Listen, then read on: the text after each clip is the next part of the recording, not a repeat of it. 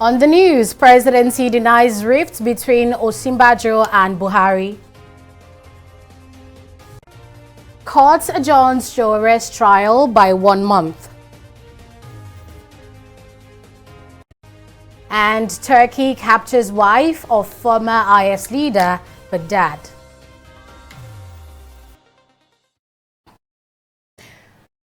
Many thanks for joining us on News Now on TV360 Nigeria. There is no misunderstanding between President Muhammadu Buhari and his vice, Yemi Osinbajo. This is according to Babajide Omomurare, Senior Special Assistant to President Buhari on National Assembly matters. This follows criticism surrounding President Buhari's decision to sign the amended Deep Offshore Act in London, rather than allow his vice assent to the document on his behalf. The development had fueled speculation of a rift between both men. But briefing journalists at the National Assembly on Wednesday, Omowurare stated that the Constitution permits the president to work from anywhere. He, however, refused to speak on why the president failed to officially hand over power to his vice president before leaving the country. The constitutionality of President Muhammadu Buhari's decision to oversee the affairs of the country in absentia has been generating mixed reaction. President Buhari, who is currently on a private trip in the United Kingdom, recently signed the Deep Offshore and Inland Basin Production Sharing Contract, and that's the amended bill, into law.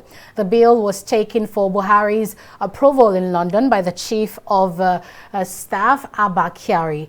But what many Nigerians have continued to talk about is why the bill had to be signed outside the shores of the country. President Buhari departed Nigeria on October 28 in the first leg of his trip to Saudi Arabia to attend the Future Investment Initiative Summit in Riyadh before proceeding on a 2-week private visit to London on November 2.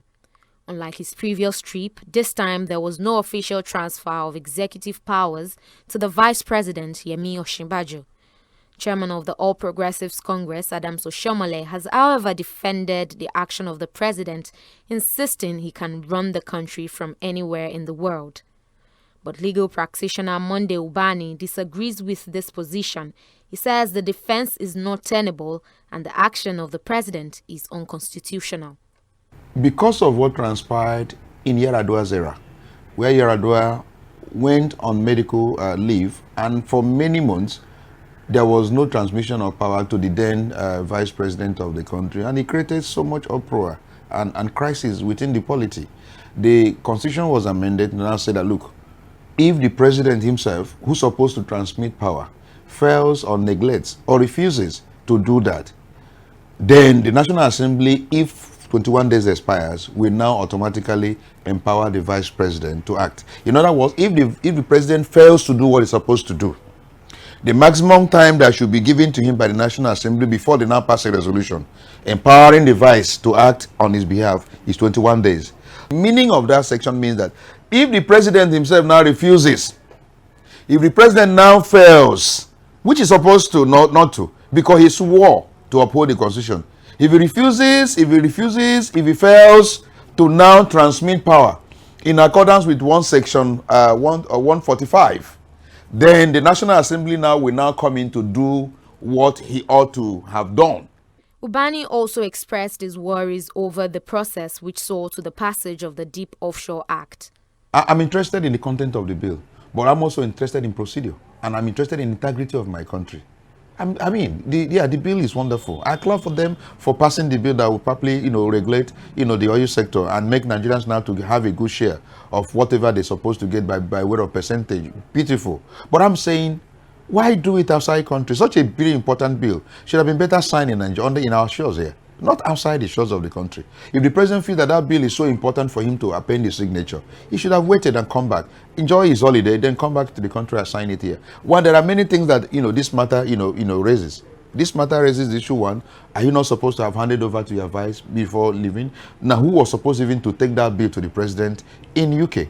Now, why must you even, be in a hurry to sign the bill outside the shores of the country? Why must you even not come back to the country and sign the bill? So many issues are raised. The president has not in any way, taken us higher with regards to integrity, with regards to a sovereign nation in the act he has just displayed by signing this piece of bill outside the shores of the country. There's speculations of a rift between President Buhari and Osinbajo stem from the decision of the president to set up the Economic Advisory Council to replace the economic management team led by the vice president. The presidency has, however, continued to deny the reports. Uyi Adekunle, TV360, Lagos. Meanwhile, Vice President Yemi Osinbajo earlier today presided over the Federal Executive Council meeting at the Presidential Villa in Abuja. The meeting is the second to be chaired by the Vice President since President Buhari embarked on a 20-day trip to the Kingdom of Saudi Arabia and the United Kingdom. It had in attendance Secretary to the Government of the Federation, Boss Mustafa, among other members of the President's cabinet. Rescue operations is still ongoing after a fire erupted in a section of BALOGUN Market's Lagos Island in Lagos. The state governor, Babajide Sanwo-Olu, who visited the scene of the incident, condoled with those affected by the inferno, promising to help them recover from the loss. Meanwhile, the special advisor to the governor on the Lagos Central Business District, Olariwaju Elegushi, says the concerned bodies will carry out integrity tests on the buildings, particularly those within the axis of the incident. He says investigations are still ongoing to ascertain the cause of the fire. Yesterday at about 10:45 a.m., our office was alerted of this fire incident at Martin Street. And immediately we move in with other state agencies, relevant state agencies like the LASEMA, the Lagos State Fire Service, the Lagos State Safety Commission, and we also enjoy the support of other corporate bodies like Julius Baja, the UBA, the Union Bank, Nigerian Port Authority, also Federal Fire Service are also on ground.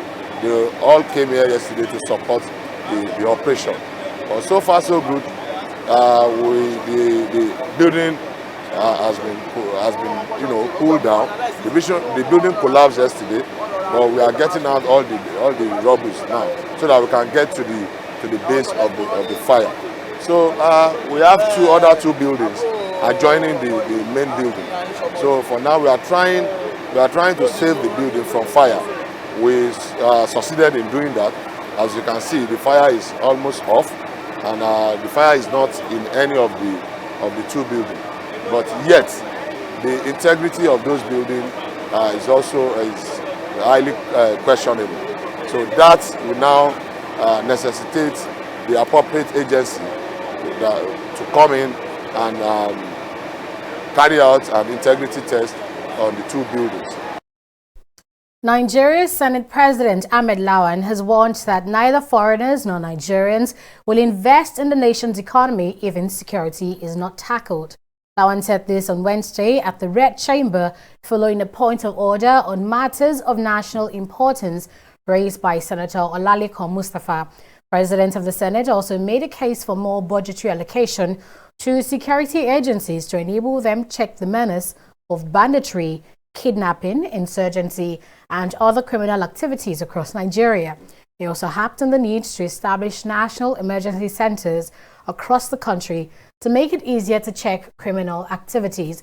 The upper chamber also urged the Office of the National Security Advisor to deploy sophisticated models of drones for surveillance. We have insisted here that no amount of resources will be too much, because we need to secure our people, we need to secure this country. It will remain a pipe dream if we continue to ask for people to come to Nigeria to invest. Actually, even those inside Nigeria may not invest properly once the security situation remains very dicey. So this is something that we have to do together with the executive arm of government. Urgent need for security agencies to intervene in the increased rate of kidnapping in the riverine areas of Ogun East Senatorial District and securing the waterways. The Senate notes with urgent and grave concern the recent increase in the activities of criminal syndicates who specialize in kidnapping and militancy in and around the riverine communities in Ogun East Senatorial District, particularly Odeomi, Makun, and Iwopin in Ogun Waterside local government area of Ogun State. Concerned that the activities of these criminals has forced law-abiding residents of coastal communities of the affected areas to flee their communities and livelihood out of fear. I want to join my colleague in suggesting that the issue of having a naval presence there, just like what they did in Tongeji Island, will be welcomed by the good people of not just that area but Ogun State. And I want to say this should be extended to Shagamu local government, indeed to Ikorodu. That's okay, wait. Yes, to Ikorodu in Lagos State, and to all those areas where we have kidnapping issues. Serious penalty awaits lecturers and other sexual offenders in Nigeria as the Act to Prohibit Redress Sexual Harassment of Students in Tertiary Educational Institutions scales second reading on the floor of the Nigerian Senate. The bill was championed by the Deputy Senate President Ovioma Agege, and it received majority support by the lawmakers who condemned the sex for grade trend rampant in most Nigerian tertiary institutions. TV360's Tunji Oye now reports. As sexual predators who use their privileged position to intimidate, coerce, and frustrate female students into sexual relationships. With the tone and reaction of senators to this bill, sexual offenders should be ready for a serious penalty once it is passed. Up to 14 years jail term awaits anyone convicted under this law, with a minimum of 5 years without an option of fine. This bill is for every family in this country. Mr. President, sexual harassment in our campuses is a repugnant challenge to our values as a people.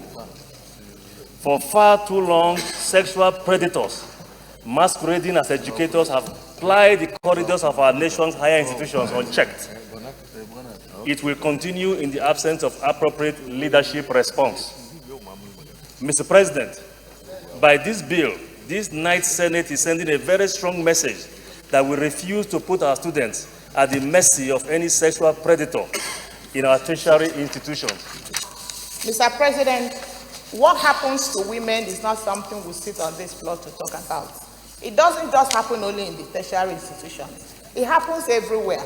House girls have not even come out to talk about what they see in the hands of their masters. How about the banks? How about corporate entities? It happens everywhere. It's not just in the universities. Mr. President, I can see where some people are making argument that some women lure men, they seduce men because of the way they dress. It doesn't really matter to anybody how someone decides to dress. It's not enough for the person to go through sexual harassment.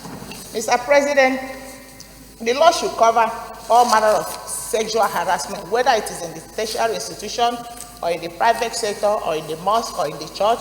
I think we have to address it holistically because women are suffering so much in the hands of the men.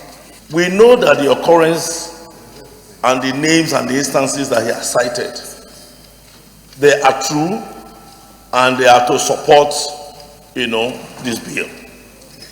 But I think as a parliament, what should be our concern now is one, how to protect the victims.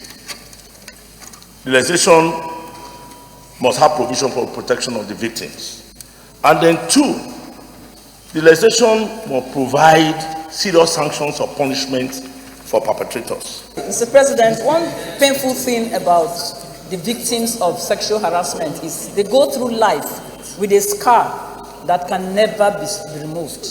And I don't see how the victim is going through life with that kind of scar and the predator is going away scot-free.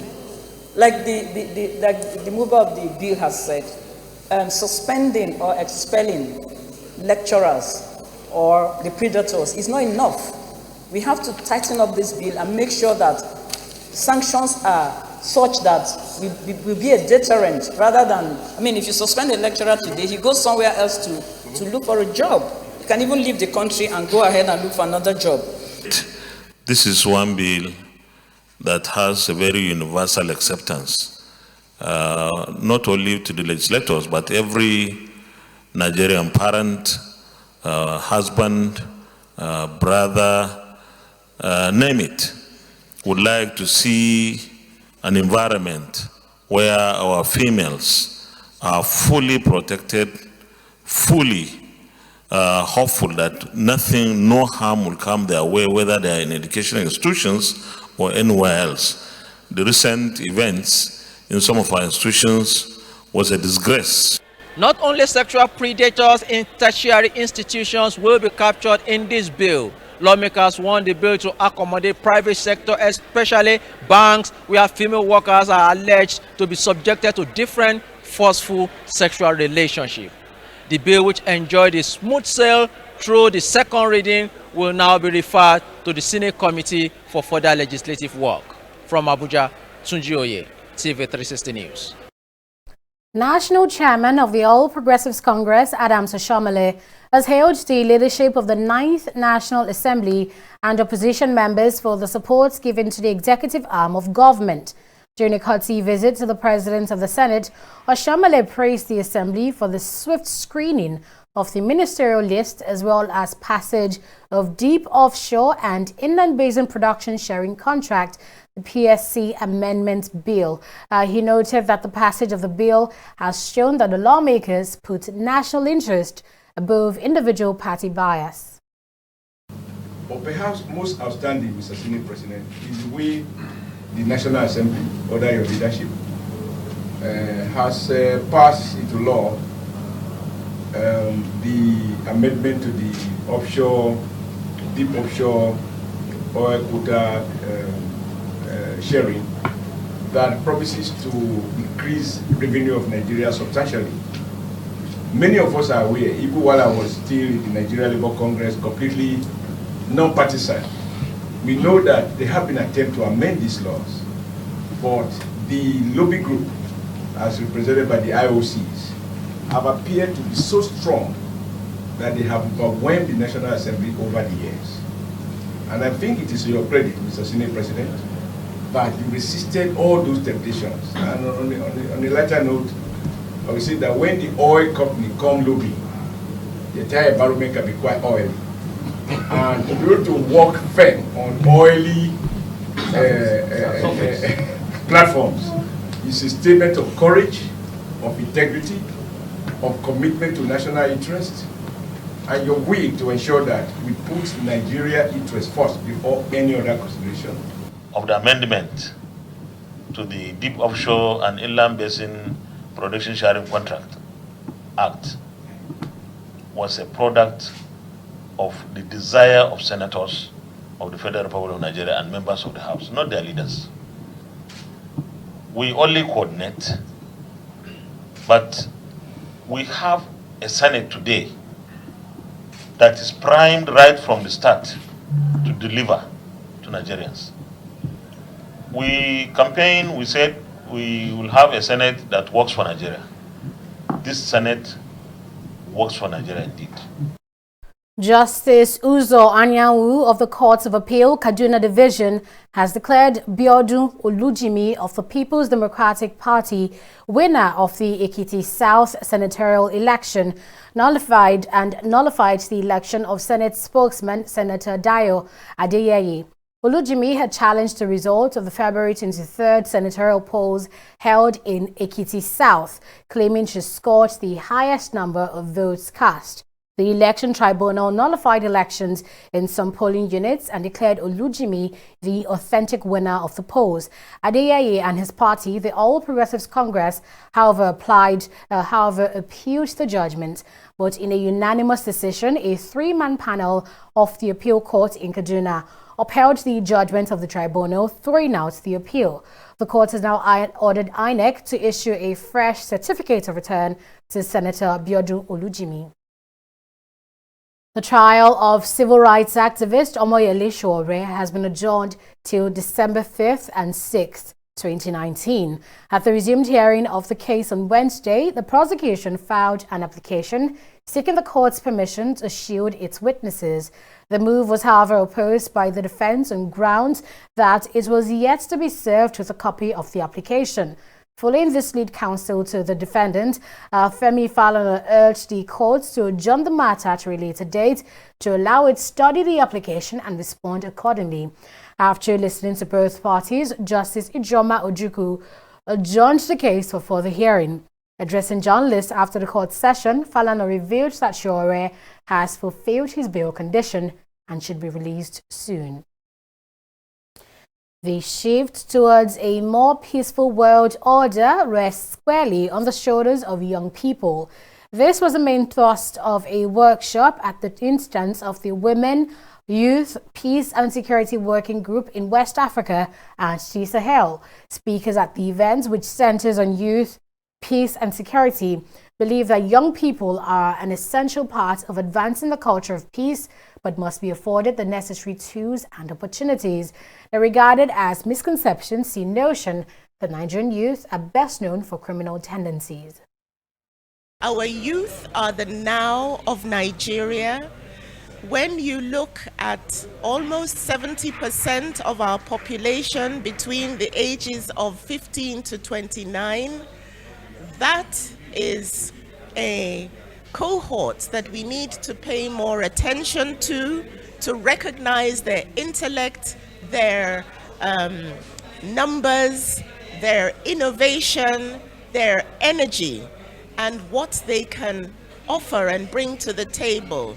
No longer should anybody leave our young persons behind, but rather, as a matter of policy, we must make sure that they are included and that they are front and center of all that we do. What research has shown us that young people, we have more of them that are more peaceful, that actually embraces peace, that are more even passionate about community development, and only few of them are into all these violence acts. So once security agents can understand this, they begin to see young people as partners for peace building, not as perpetrators of crimes. For there to be peace, it's only you that can make peace happen.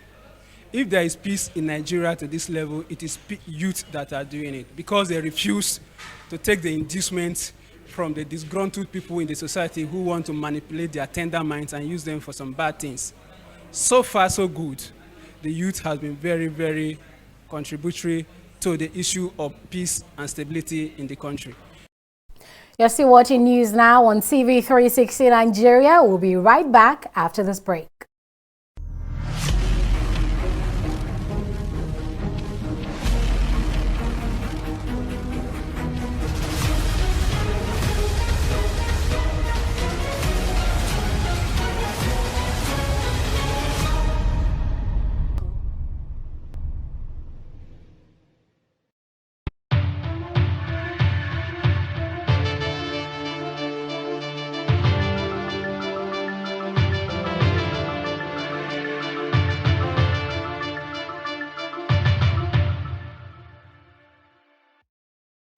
Welcome back. It's now time to talk business with Fidelia Aguncha. Hello, Fidelia. Hi, Aneta. So after several back and forth between the CBN governor and the Senate, it seems there's been some headway between both of them. Please bring us updates on that. Well, that's very correct, Aneta. Governor of the Central Bank of Nigeria, Godwin Emefiele, says the Apex Bank's decision with regards to monetary policy will positively impact the lives of Nigerians. Emefiele said this when he appeared before the Senate Committee on Finance in Abuja. The committee is investigating the inconsistent exchange rate used by the Apex Bank for 3 key projects under the Presidential Infrastructure Development Fund. In the area of monetary policy, we are trying as much as possible to ensure that monetary policy decisions are those that would impact positively on the lives of our people. It shouldn't just be enough as saying, like we have always said in the monetary policy committee meetings, it should not just be about talking about interest rates, exchange rate and all that, but how does decisions on interest rates, on exchange rates, and other things that we'll discuss at the Monetary Policy Committee, how does it impact, and in this case, we mean positively, on the lives of our people, particularly Nigeria? And you would have observed through our various activities and some of our pronouncements that we are doing the little that we can, contributing the little that we can in the development of this country. Juncture, given the fact that the stamp duties matter and other related matters, particularly the stamp duties matter is a matter that is currently at the High Court, I would like to crave your kind indulgence, sir, that you permit us to speak off camera. About to discuss is still in court, and no pronouncement can be made in this regard until the final judgment of the courts. So at this point, the committee hereby dissolved into executive session. Only the central bank and the management team can stay behind. The Accident Investigation Bureau, AIB, says it is investigating a serious incident involving an aircraft operated by Peace Airlines. An Owerri-bound Air Peace aircraft had suffered engine failure 11 minutes after it took off from the Murtala Mohammed International Airport in Lagos on Tuesday. The plane had to return back to Lagos after the incident caused panic among travelers. In a statement, the AIB said it has been notified of the incident and has commenced a probe into the matter. This is not the first time Peace Airlines will be recording an issue of this nature. Up next, a stock report after this break. Don't go away.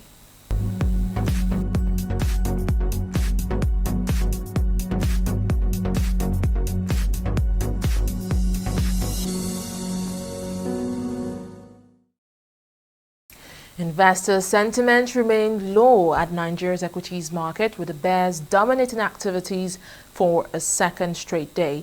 Major market indices dropped by 0.58% at the close of trading today, which translates to a decline of over 200 billion naira in market capitalization. Now, this drop was largely influenced by sell-offs in the shares of high-cap equity Dangote Cement right here, which sits second on the losers chart.